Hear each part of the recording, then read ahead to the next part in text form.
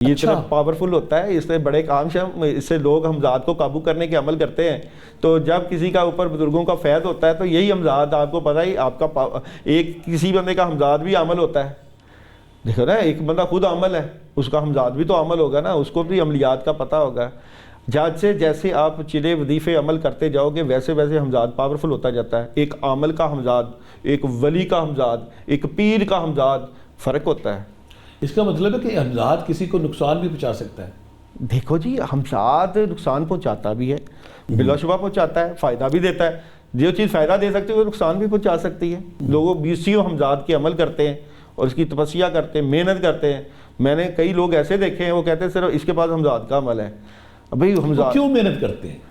کاموں کے لیے. دیکھیں، اہم جو آپ کی معاملات ہے نا زندگی میں، اس میں کام بڑا اہم ہے. کام بڑے اہم ہیں.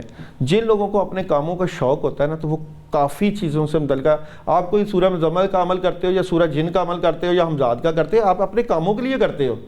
کئی لوگ اسے کام لیتے ہیں، کئی لوگ اسے منجی ٹھوکتے ہیں. آپ کو پتا ہے عملیات میں کیا حمزات غیب کی خبریں یا غیب سے چیزیں فزیکلی اس ورلڈ میں لا سکتا ہے؟ دیکھیں، یہ حمزات جو ہے نا، جو آپ کے ارد گرد کے لوگ ہیں ان کی خبریں بڑی آسانی سے لا سکتا ہے. اس کے لیے مسئلہ نہیں ہے. غائب کی جو خبریں نا، آسمانوں کے فیصلے وہ اللہ کے ہاتھ میں ہیں. ٹھیک ہے، وہ صاحب علم لوگ جو ہوتے ہیں نا، کشف والے، الہام والے. دیکھیں، کشف اور چیز ہے، الہام اور چیز ہے. جس طرح کہ جی غائب کی خبریں، کہ جی میرا اس بات کے کہ جی غائب کا علم تو صرف اللہ کے پاس ہے. تو اللہ تعالیٰ نے قرآن پاک میں ارشاد فرمایا کہ بلا شبہ اللہ نے شہد کی مکھی پہ وحی کی.